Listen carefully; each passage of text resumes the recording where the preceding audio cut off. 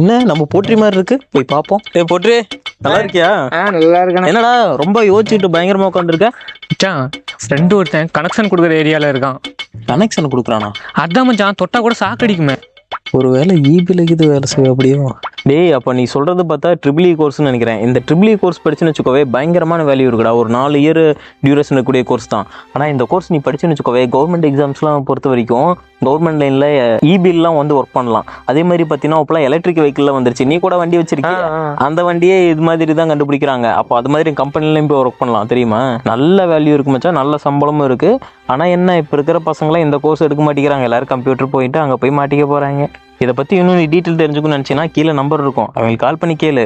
எல்லா விதமான சப்போர்ட்டும் பண்ணி கொடுக்குறாங்க அட்மிஷன் சம்மந்தமாக. அது இல்லைண்ணே, அப்புறம் இது வேறண்ணே. வேறனா? கனெக்ஷன்ண்ணே. கனெக்ஷனா? அதுக்கு தானே நானும் ட்ரை பண்ணிட்டு இருக்கிறேன். டேய், என்னடா சொல்ற? ஆமாண்ணே. அப்போ நீ சொன்ன வேலை மாமா வேலைண்ணே. மாமா வேலையா? ஆமாண்ணே.